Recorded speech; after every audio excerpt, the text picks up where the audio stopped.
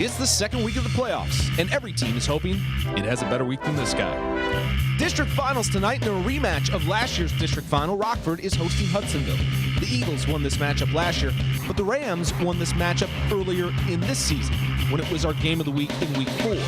Back then, Hudsonville went for 2 in the W, but flubbed snap and got stuck with the L. Would tonight be just as close?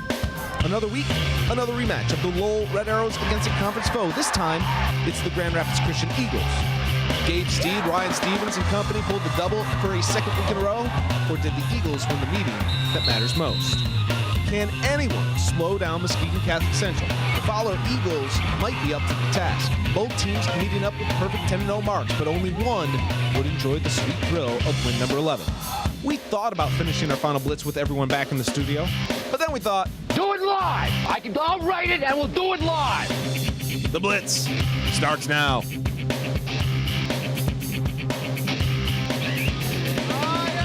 We're doing it live on location from the TED here in Rockford. Steve Ambrose, Brett Paquita, Jason Hutton join you here. Mitch Fick is back in studio. We will check in with him a little bit.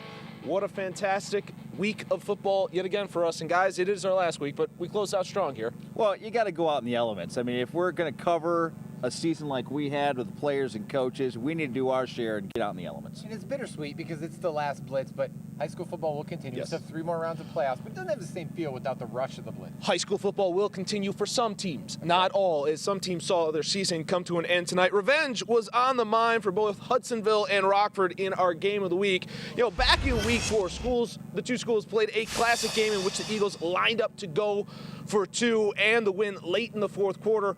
But a bad snap resulted in the 1-point win for Rockford. Of course, last year when we were here at the TED, Hudsonville was the team that came out on top in the district final against Rockford. They did it all over again tonight in our game of the week. As we go to the highlights of this one, it was once again, when you get these two teams together, you've got two teams in Rockford and Hudsonville. The emotions are going to be high in this one. As we're going to go to the highlights here as the teams take the field.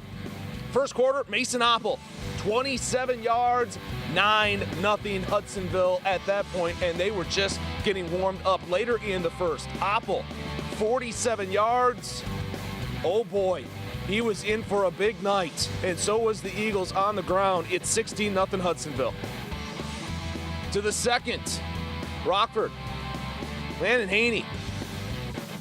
On 4th down, sacked there by Brandon King. It would lead to this. Oppel to Caden Kemker.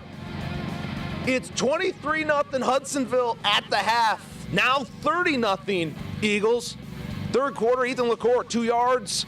It's a 37 ball game. The Rams, here they come. You knew they were going to put a fight up here.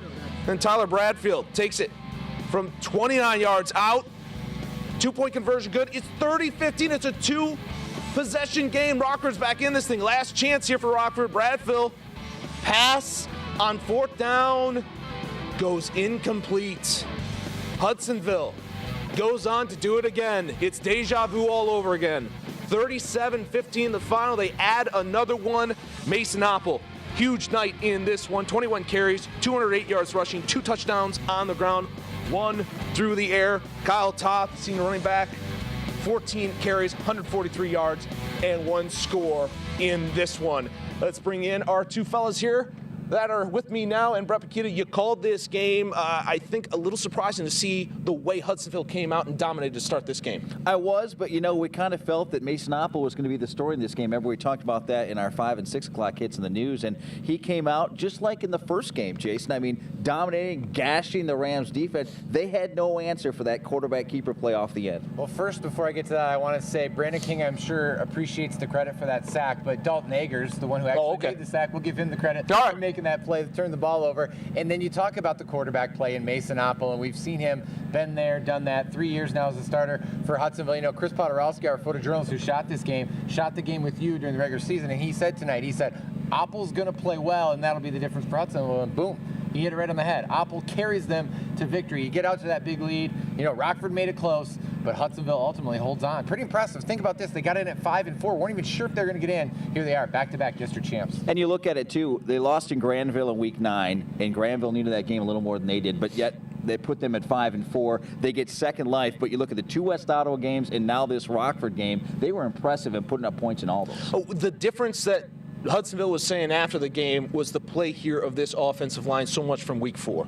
That was. And you know what? Rockford really never had an answer. And as they tried to creep up a little bit, Hudsonville book just threw enough just to kind of keep them honest. And they had some big plays. Let's not forget they were taking away 2 catches that were called offensive pass interference. Otherwise, this one could have been a running clock. And let me ask you this, Brett. You've seen Hudsonville a couple of times now. We talk a lot about Mason Oppel and how good he is, especially running the football, but throwing the football and his 2 big receivers, Caden Kempker and Cooper Cicchini. How good are those guys, and how dangerous does that make Hudsonville as an offense? Mason Oppel has a strong arm. It's kind of that wind-up throw because he is a baseball player, and so it's not pure, but boy, he just gets the job done. And what an athlete. 6'4", 200 pounds plus, but yet he runs like a deer. And you saw, I mean, when he gets into that secondary, he runs away from people. Heck of a start here for us out here, but we've got so much more here. Let's go now over back to our Fox 17 studios. Mitch Fick has more highlights for us. Mitch.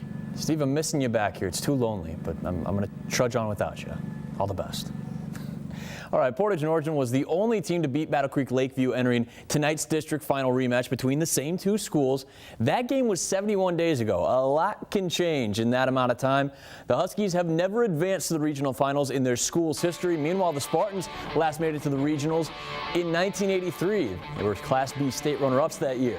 Early in the first this year, BC Lakeview with the ball. Skylar Nichols play action to Tyrese Frederick.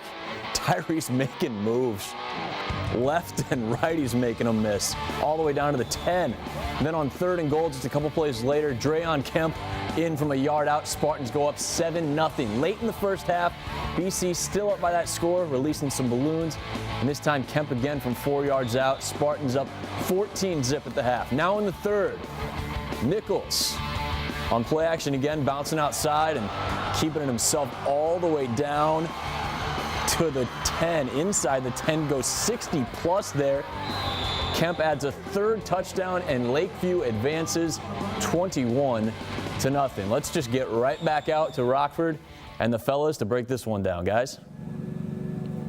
Yeah, Mitch, thank you very much. You know, Jason, we talked about it early in Fox 17 News at 6, you know, or in 5, excuse me, about how Portage Northern, maybe you didn't expect them to be out here when they got back again with Portage Central, but they did get out here. But Battle Creek Lakeview, that's a heck of a program going on right now. Yeah, they're doing a great job at Lakeview. And think about this. Last year, they had the perfect regular season. They were 10-0 going to the Portage Central game, lose to Portage Central in the district final. Tonight, they win the first district title in school history for the Spartans. And, of course, led by their quarterback, Skylar Nichols, the junior, who was the quarterback of the undefeated team in the regular season last year as a sophomore, and then Dreyon Kemp. Where did this guy come from, right? Because they were so good as senior running backs a year ago. Dreyon Kemp comes in as a junior, running the football the way he has. Think about that, guys. Quarterback, running back, both juniors, and they're still advancing. But then you look at this defense, because last week they were phenomenal in the win over Matawan, 14-7, and then they pitched the shutout of Portage Northern tonight. Incredible night for Battle Creek Lakeview. Again, first district title in school history. Brett, I mean, look, obviously, you know, when you get to this point, you still have aspirations. But as Jason said, I mean,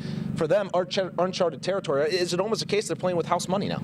It is. And you know what? You get to a point where these kids are almost like seniors. You always hear that at the college level. Your freshmen become sophomores as they go through. And I think it benefited Hudsonville tonight. Hudsonville did not come in. Ted Council Memorial Stadium, a tough place to play. Yeah, they play here as a conference foe in the OK Red, but they won here last year. Played with a lot of confidence out of the gate. And I think that's why they got off to a great start. And that was with juniors a year ago, Buck. And you look at Battle Creek Lakeview, they will go on the road next week because it didn't matter who won the Midland Dow Mona Shores game because both had more points than them, but of course still thrilled to be playing. We'll find out a little bit later where they'll be going next week. We'll see that a little bit later. We've got a whole lot more here coming up from Rockford. When we come back after a quick break, we're going to take a look at Division III.